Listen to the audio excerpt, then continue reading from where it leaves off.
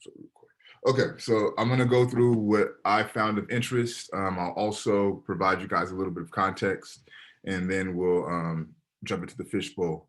So Edward Glissant is a Martinican intellectual. So he's born on the island of Martinique.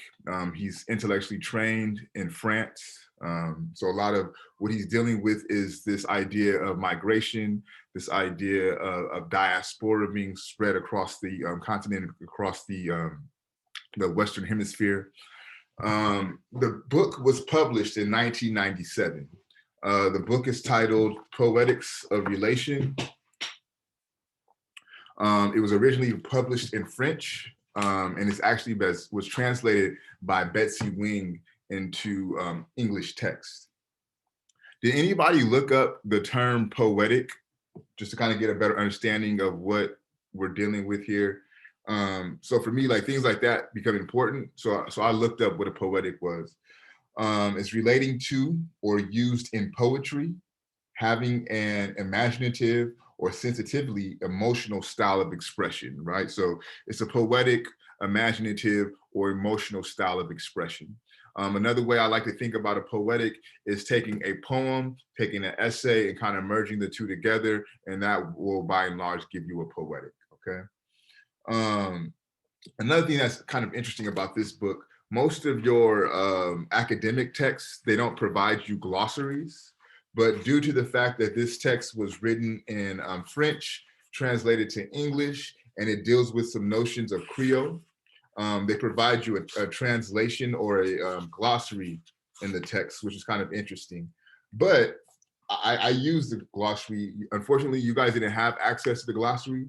But for example, there's a word "genes" in the text that I did not know what it was. It would not be located in the dictionary, but I was able to locate it in the glossary. And the glossary defines Gena as and that's spelled Gehenna,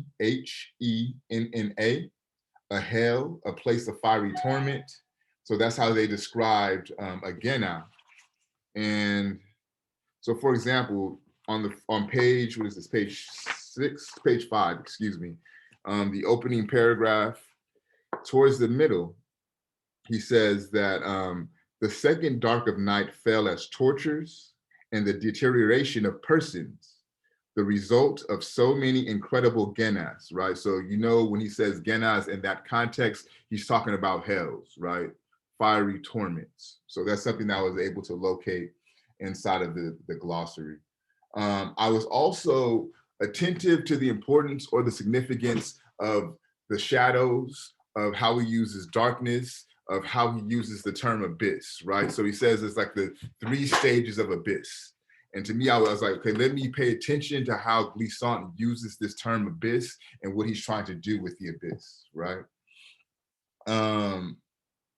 Also, along with this whole concept or this whole poetic is this idea of this or this notion of creolization. Anybody familiar with Creole culture or heard of the term Creole? Anybody familiar with New Orleans? New Orleans is a very heavy Creole culture, right? In the Caribbean, you find a lot of Creole.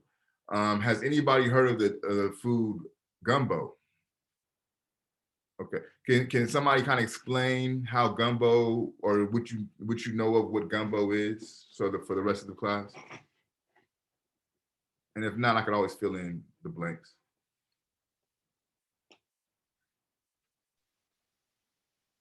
Nobody? Is it like soup, right? Yep. Okay, that's all I know. Okay, so yeah, I learned that it was like all of their food that they had, and then they just mixed it together to create something. Yeah, that's the element too. It's a mixture, right? So what you'll do is you'll do your brew, or like a veggie broth, a chicken broth, something of that nature. You season your brew, you season your broth. You may throw in some crabs, you may throw in some shrimp, you may throw in some sausage, you may throw in some chicken, you throw in some rice. And what happens is, as all of those ingredients, they sit and they simmer in that brew, the flavors start to mix. and come together, right? And they produce this flavor that you would call gumbo, or this dish that you would call gumbo. So what's important about that example, though, is the broth, is the brew. That's where everything begins to come together and mix at, right? And so what glissant is attentive to is that mixing, right? And he says that creolization, the language that we understand as Creole, is a byproduct of that mixing, right? It's a byproduct of the West Africans who were kidnapped and put on the slave ships. It's a byproduct of those who were doing the kidnapping, whether they speak French, whether they speak English, whether they speak Spanish, right? And it's also a byproduct of the natives to where the Africans were placed once they were kidnapped and brought to the Western Hemisphere. So it's a conversion of these three linguistic origins to produce a language called Creole. So Glissant is attentive to that mixture. That's what he finds of importance. Hence the title of the book, right? Poetics of Relation. That mixture is that relation that Glissant finds important. Okay. And then, right, we have, and he says that in the text, the process of creolization in the West is due to the deterritorialization of African languages. What does it mean to deterritorialize? What is a territory? What's the significance of a territory? It's not that hard, y'all. What's territory? Territory. It's land, it's an area. Yes, it's a land, it's an area, exactly. So if you are to deterritorialize, right, what does that mean? To remove something from that area, right? So in this case, he's talking about language. He's talking about the West African languages being removed from their land of origin, right? He says that phenomenon produces this notion of creolization in the West, okay?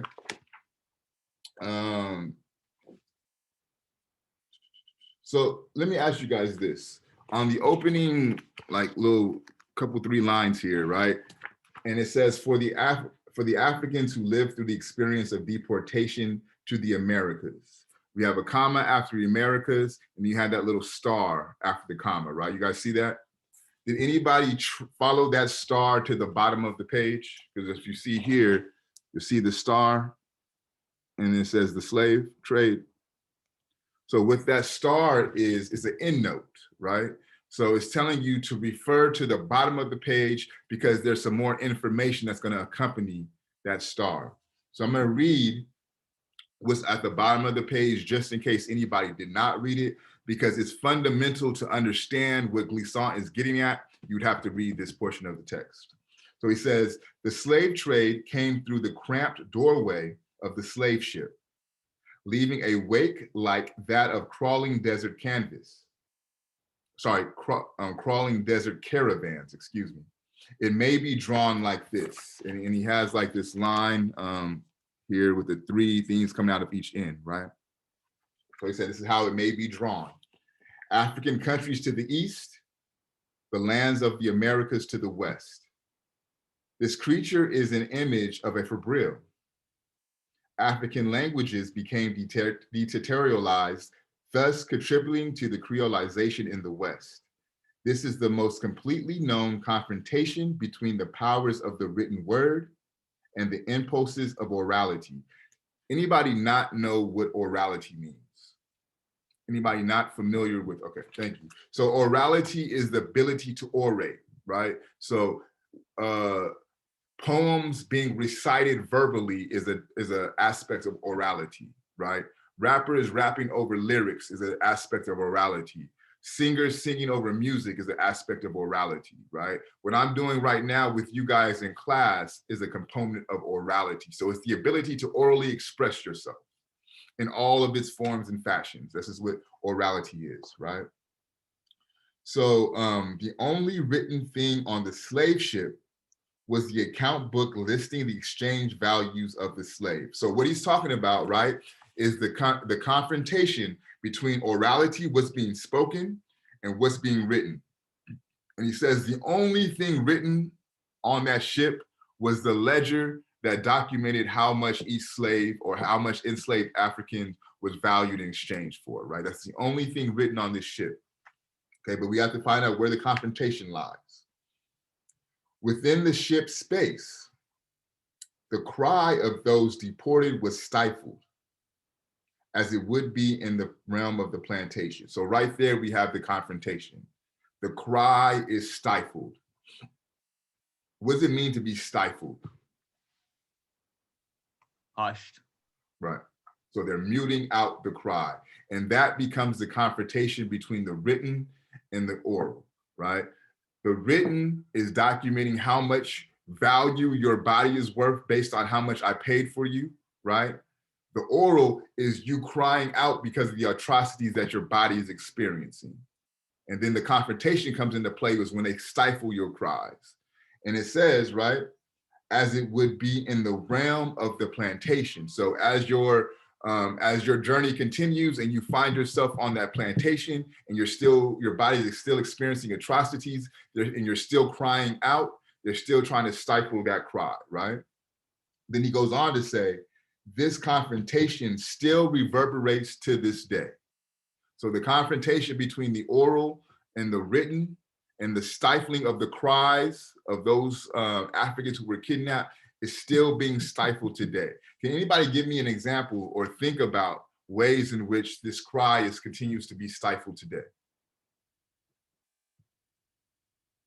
One right off the bat, I think that comes to mind is like in the education system. Like, I think like coming up like in high school, like it's something that is very often or like subtly like try to be swept under the rug, and it's kind of like briefly looked over, and like it's not as emphasized as maybe as it should be.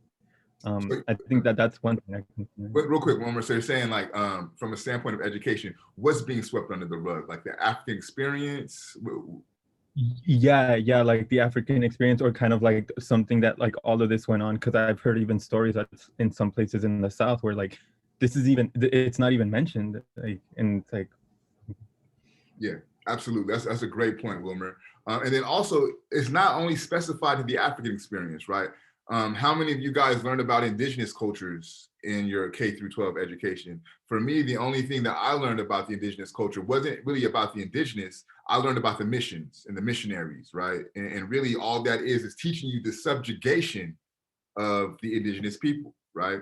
So just how the institution of enslavement was taught, they teach the institution of the missionaries, right? Which is essentially the same thing. I don't know how much research you have done on how those missionary schools subjugated the indigenous people in those schools. So you get physically beaten when you speak your native language, right? If you don't dress like a European, you get severely beaten. So this was a violent process. These missions were violent, right? They were terroristic. They were filled with trauma for those who were not European, right? So not only is the stifling taking place within the African context, even indigenous people are being stifled as well. Good point, Wilmer. So it's important, one, to pay attention to those little endnotes, right? Because there's information at the bottom of the page that the author wants you to be attentive to. So that's one of the lessons there. But two, this idea of the conflict between the oral and the written becomes important.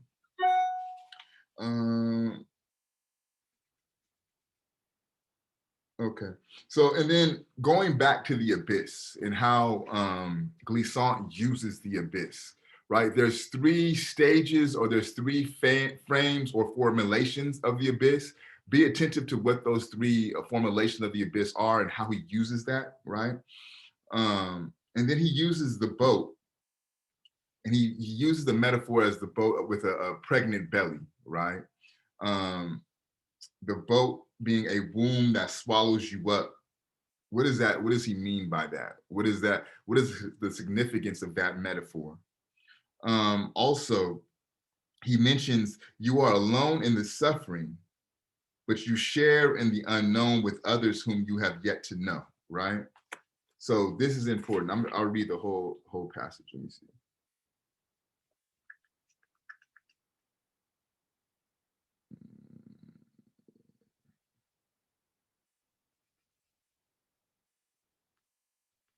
Actually, let me read this because this is important. So on page 6, let's go to my next point. Towards the middle of the page, the paragraph starts off with the next. So remember I mentioned the stages of the abyss, okay?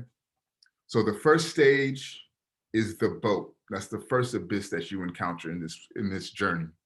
The next abyss was the depths of the sea. Whenever a fleet of ships gave chase to slave ships, it was easiest just to lighten the boat by throwing cargo overboard, weighing it down with balls and chains.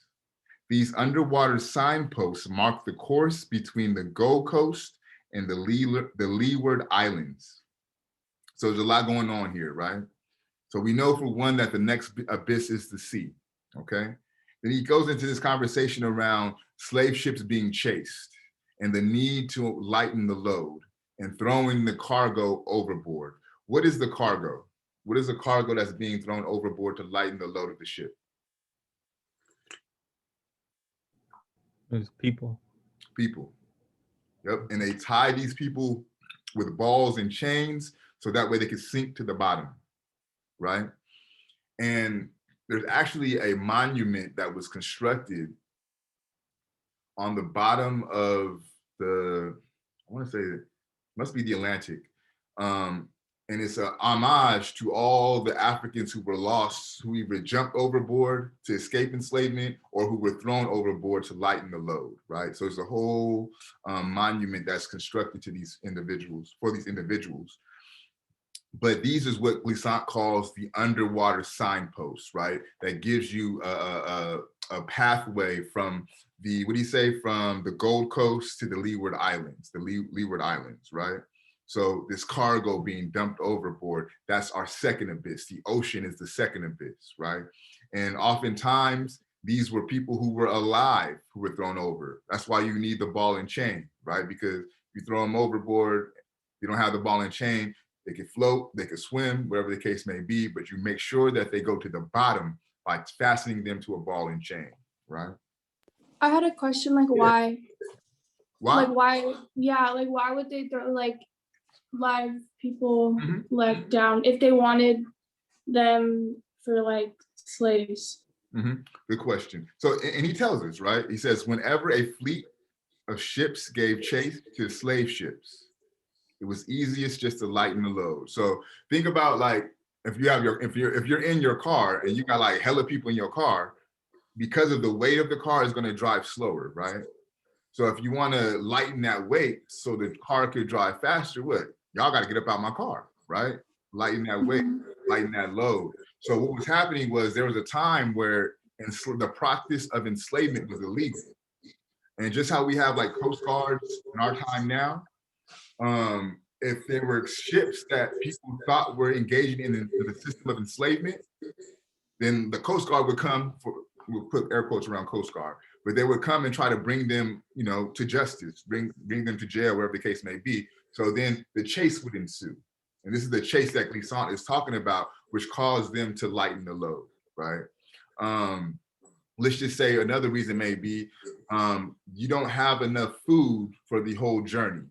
Now, I say that lightly, and I'll put an asterisk by food because it's not as if the people who were enslaved were eating the same food as the people up above the ship, right? But let's just say those resources were getting lower and you did not have enough resources to keep everyone on ship healthy, gotta throw them overboard, right? Because they're gonna die anyway, right?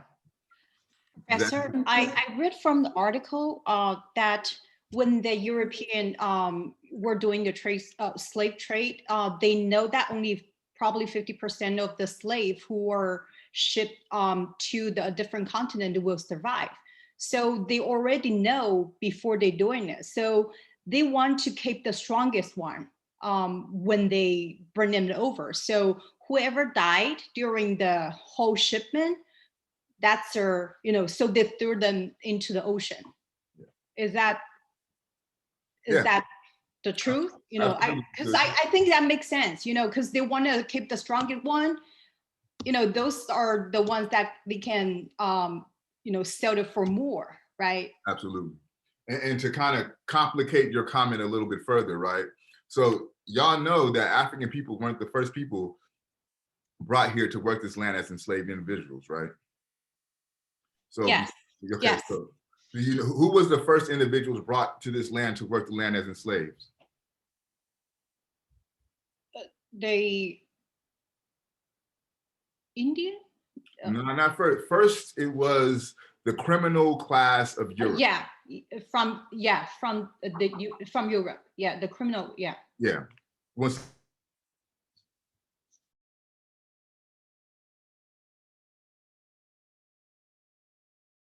sorry, you guys have kids. So yes, that was the first group of people brought here. So if you had a choice, right? If you had a criminal record, let's just say for us, we understand you may be a felon, right? You have a choice to either serve out your sentence or go to the Americas and work the land in America, right? So that was the first group of people who were brought here as enslaved individuals, right? But they were understood to be what we call indentured servants. So their service was only for a short period of time, right? So But they were brought here by their choice, right? Yes, so they had the choice. Yes. it's different from the the slave trade, because those African people are brought here by the force. They don't want to come here. And I mean, yes, it was by choice, Cecilia, but it was more of an ultimatum, right? You're either going to go to jail here in Europe, or you could go that way. So yeah, it was a choice, but I'm sure if they had their druthers, they would probably stay in Europe, right? But to your point is absolutely correct. The forced process was really placed upon the Africans. But after the Europeans, because of things like them working off their time, right? Their ability to run away and claim themselves as free because they looked like those who were enslaving others, right? So it had to shift. And that's when the Native Americans came into play to work the lands, right? And what happened with the Native Americans, by and large, they said the physical labor killed them off. They weren't able to sustain themselves under the physical labor. I don't know if that was a tactic of subversion by the Native Americans, right? Like, it's too hot, pass out, I can't work. So now we're not working anymore, so we have to find somebody else. Or if it was just really too hot for them, right? But we know that, to Cecilia's point, right, only the strongest survive, the survival of the fittest, the theory of evolution was also at play in this institution of enslavement, right? So only the strongest Africans were gonna survive the trip to be brought out here, right? So they knew that the Europeans weren't gonna stay long. They knew that the indigenous people that they had here, they were dying off, right? So they went to Africa and brought people here to work the land, going back to this idea of evolution, if you will. Professor, so when did the Europeans, for them going to the Americas to work, when did it stop? Did it ever stop? Yeah, it stopped pretty quickly. I don't even think, it wasn't even 50 years that the Europeans were here as workers. Because again, what happens when they were brought here, you came with a contract, right? So it says, all right, actually, you know what I'm saying, you have 5 years of service and then you're free, right?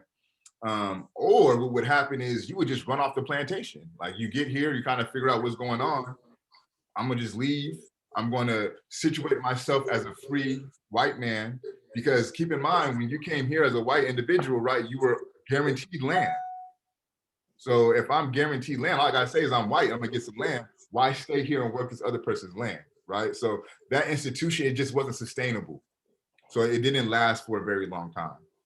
Okay. Does that answer your question? So yeah, I just what did they do with the people that were still crimes, right?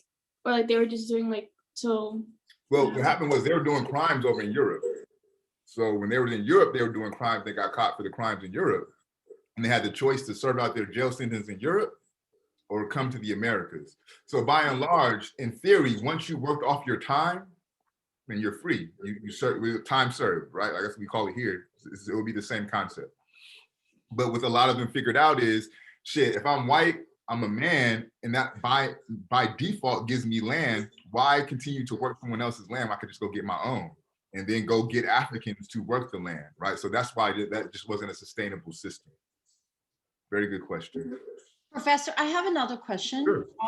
I heard, well, I don't, I probably heard from another article says that because the first group of European who came to America, United States are criminals. Mm-hmm. So those people don't follow the rules. That's why it set up the original value of this country to follow the jungle rules. So they you know, that's a whole, that, you know, that called the origin of this country, you know. So I don't know, is that correct? Because obviously we see there are some difference between us to the European countries, even nowadays, you know. So, you know, compare us to them, we feel that like we are more looking for like liberty, you know, like self-value. And, you know, we always talk about like Americans, you know, like a difference.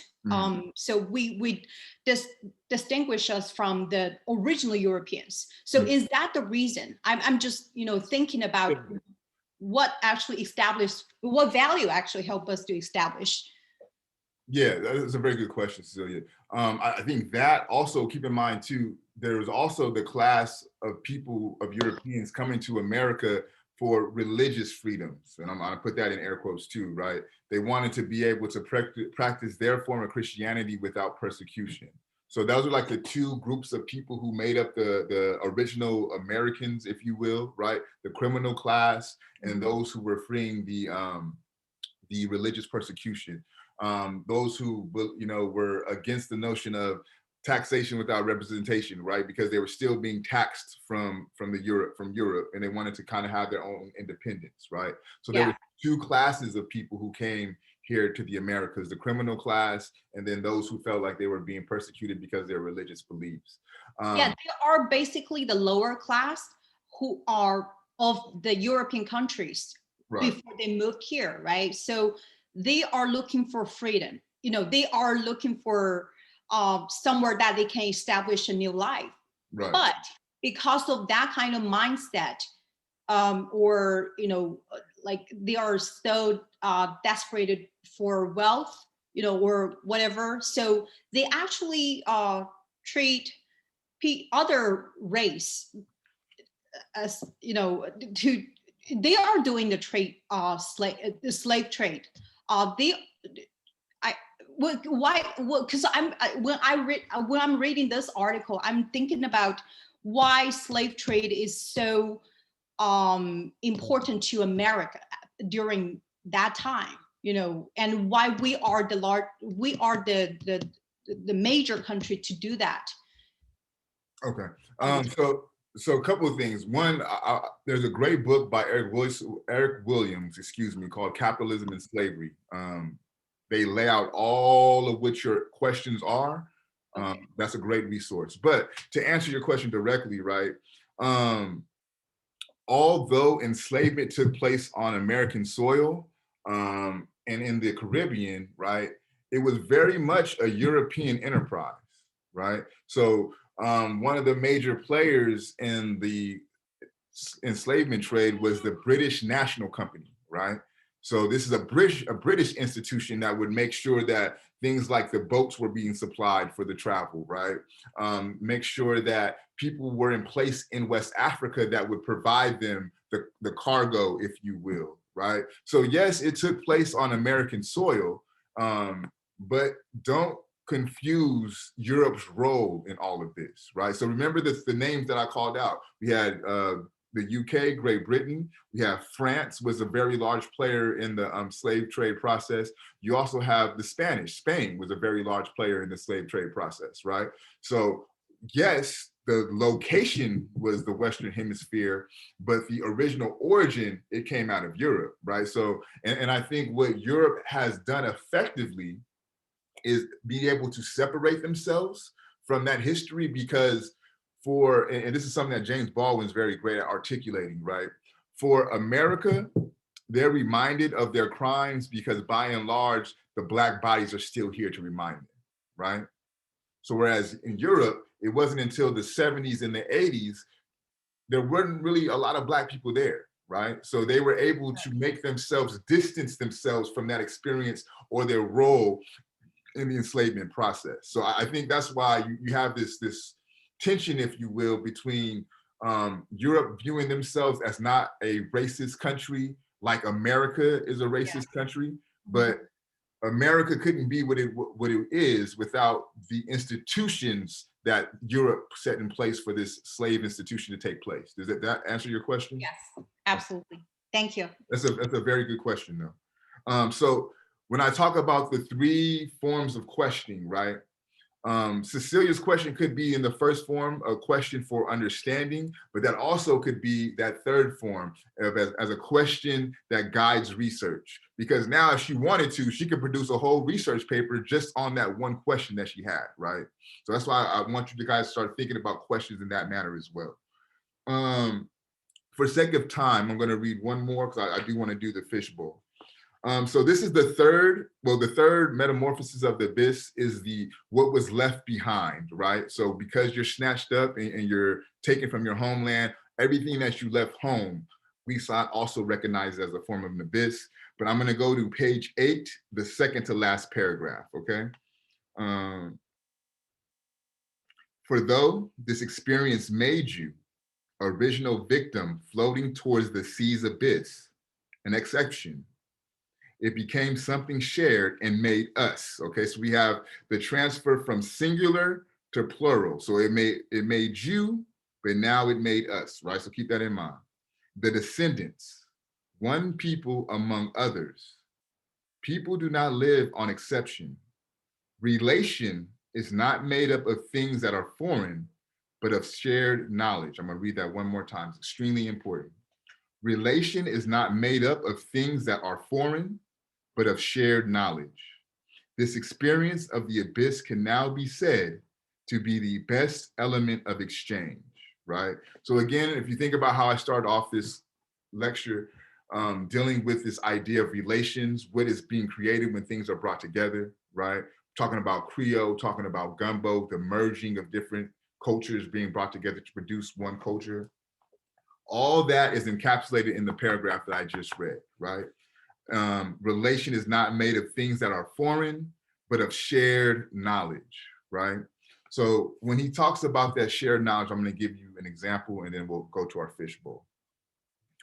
If you are to mentally journey into this experience of being enslaved, right? When they came in, they snatched up people from Ghana, they snatched up people from Nigeria, they snatched up people from Senegal, all throughout the west coast of Africa, right? So in these various locations that they grabbed these individuals, they all represented various cultures and all spoke various languages, right?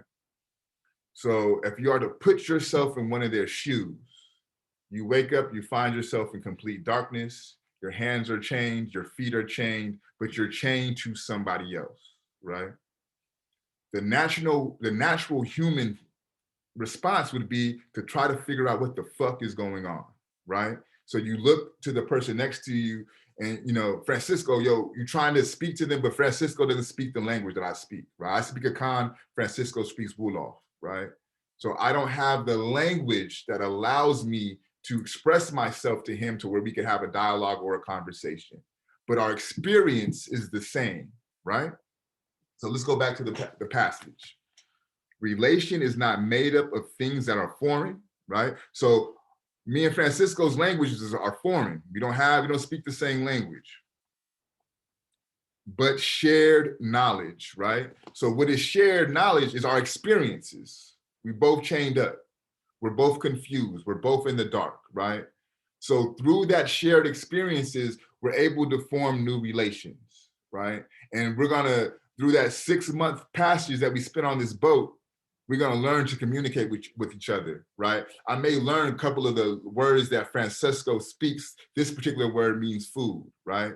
This particular word means sun. He may learn from me that this particular word means chain, right? So through this, we're gonna work out a way for us to communicate, for us to relate to one another, for us to build through this shared experience, community, right? And so what Glissant is attentive to are the communities that are forged through these differences. And this is that notion of relation that Glissant is dealing with and he wants us to think about, right? So I'll end there. We'll jump into our fishbowl. Again, you have 2 fishbowls a semester. You do have 1 time to skip. Does anybody want to volunteer for the fishbowl? Sure, I can. Okay, Wilmer, I got you. Anybody else?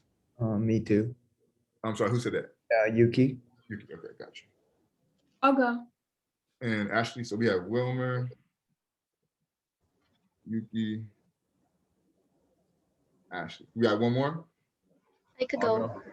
go. Uterus. All right. So I will put myself on mute, and whoever wants to start off, it's all on you.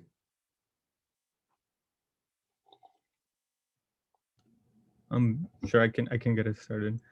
So like I guess to speak on like this metaphor, so I know like he mentioned these three phases of abyss, but another one that stood out to me was the one of the boat, and it's kind of like this is like some point of transition, and it's kind of because if we actually think about like, okay, like what a womb does, like yeah, it takes like your like genetic material from your like mother and father, but yet you are different when you come out, like you're not your mother and father.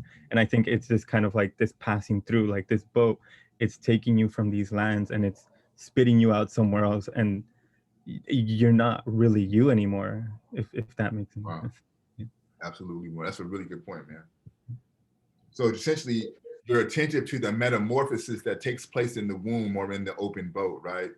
Although it's you're likening it to a real womb where you have fragments of DNA of your mother, fragments of DNA of your father, but when you come out, you're not exactly who they are, right? So in the same regard, you have fragments of your past. We talk about these languages and these customs, but when you touch down on the other side of that middle passage, right, you're not the same individual as you were when you came through that passage. That's a very good point, Wilmer.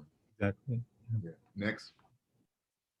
I never like what you were saying, I never thought about like it didn't really click.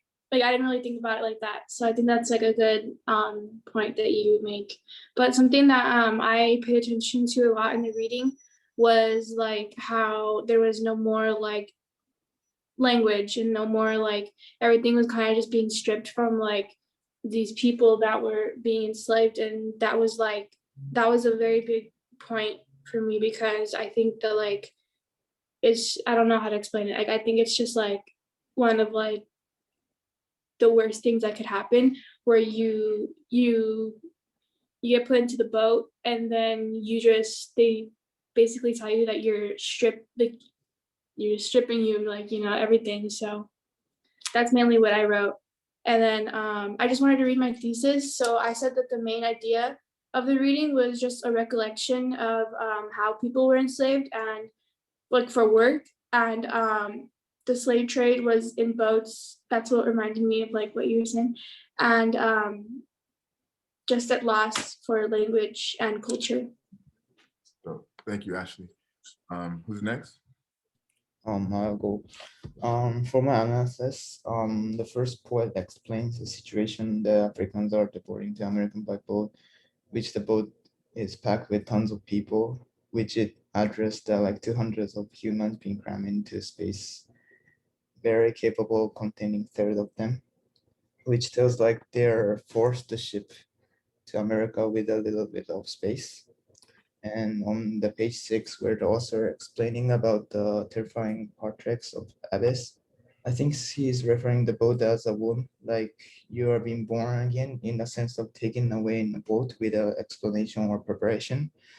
As he says, the boat pregnant with as many dead as living sentence of death means that the boat refers as a womb, and people are to born as a slave, which refer to living under sentence of death. Real quick, Yuki, that's a great analysis of that passage, right? Because it's a short sentence, but it's a heavily loaded sentence, right? So this boat, pregnant with as many dead as living under the sentence of death, right? And we talked about the cargo that gets thrown overboard when they find out, someone has died, right? So that's one understanding of those who are dead. But then, as Yuki points out, right, those who are living under the sentence of death. So if you're able to make it through the three abysses, being kidnapped, placed on the boat, not having to be thrown into the water, and you make it to the plantation, right? It doesn't mean that your life is good now, right? It doesn't mean that you have escaped death, right? There's a whole nother world of atrocities and perpetual death that you are now placed into while being on the plantation, right? So that's where the sentence, living under the sentence of death, becomes important. And Yuki was able to effectively capture that. Good call out. Who's next?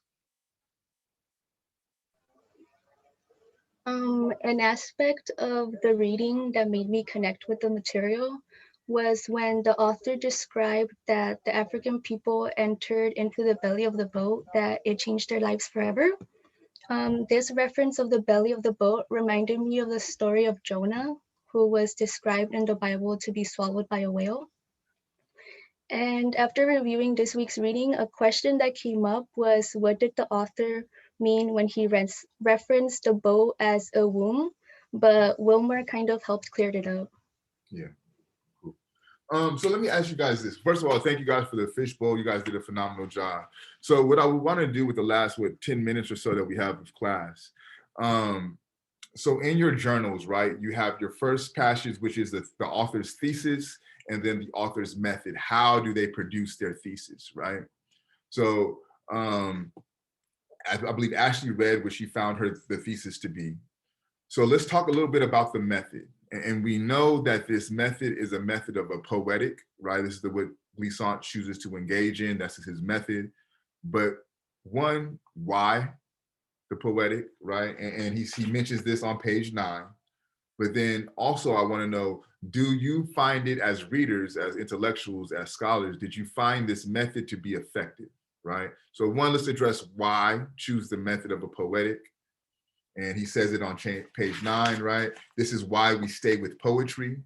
And despite our consenting to all the indisputable technologies, despite seeing the political leap that must be managed, the horror of hunger and ignorance, torture and massacre to be conquered, the full load of knowledge to be tamed, the weight of every piece of machinery that we shall finally control, and the exhausting flashes as we pass from one era to another, from forest to city, from story to computer, at the bow, there is still something we now share.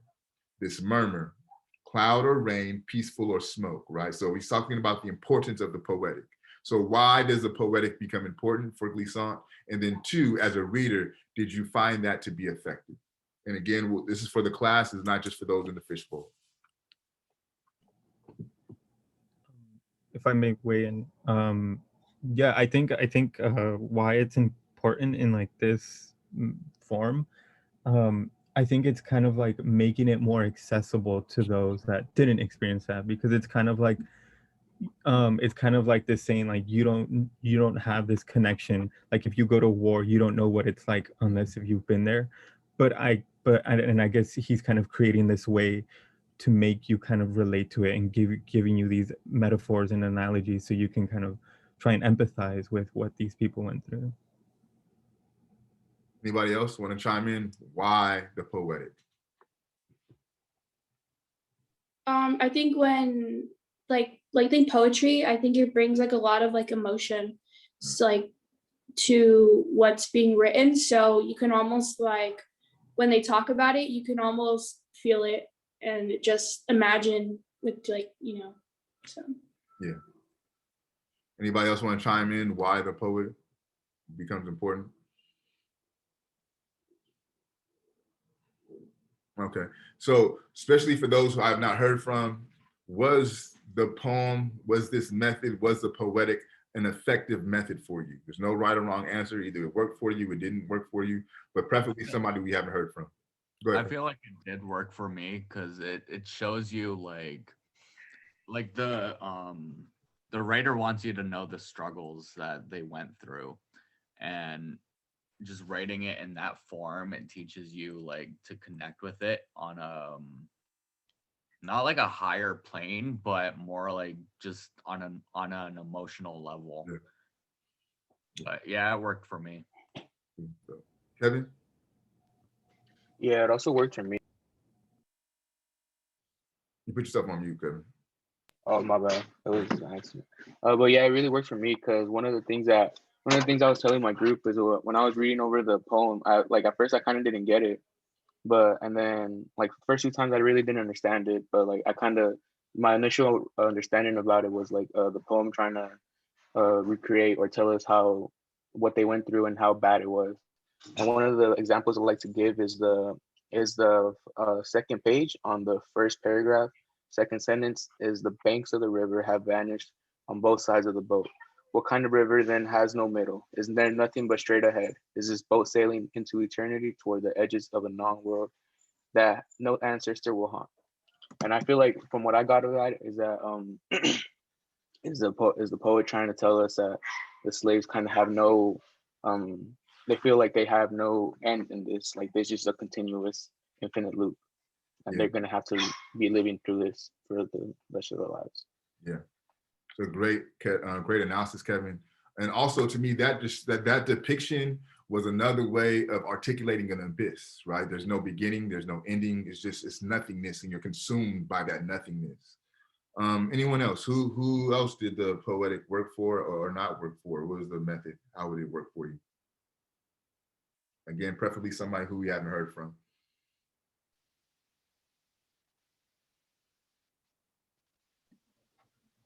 For me, it did work. Just like my other classmates said, I believe that this like being a poetic or like this being a poetic, it just gave more into like depth of just how they experience, like the how he could have put it in other words where we can understand, like, or where like we can see. Well, how can I say this? So like in my point of view, like this is what he can come up with so that he can like um just portray that like experience they went through, or like just in little words that he can just explain it. You get me? Does Yeah. that make sense? Yeah, yeah. Absolutely. So Yeah. it did work for me. And again, there were some words that were complicated, but I did search them up.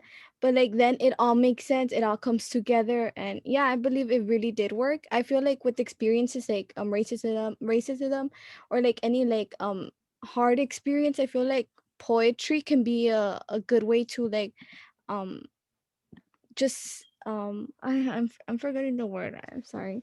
No, that's good. But just like to put it out there. Yeah. Yeah, yeah. Yeah. No, Since poetic is relating to or used to in poetry. So just yeah, I feel like that's just a way a beautiful way to just bring it out to attention. yeah. And yeah. Yeah, absolutely. Thank you, Jasmine. Is there anybody who the poetic did not work for? You just felt lost, you felt more confused, it was just too opaque for you? That's okay too. Yeah, when I first read this book, I wasn't fucking with Lisan, man. I didn't like him at all. But to Jasmine's point, to Kevin's point, I just kept reading it. And really to the point now, like Lisan is one of my favorite writers. It's not very pinned down and structured like you're used to in academic texts, but it gives you a freedom to kind of be imaginative. There's very vivid imagery in his writing that does things that academic theory doesn't allow for, and that's something I really appreciate. So we'll call it a day there. Let me pull up for you guys what your next week's readings are, so that way you guys know what to anticipate. Bear with me for a moment.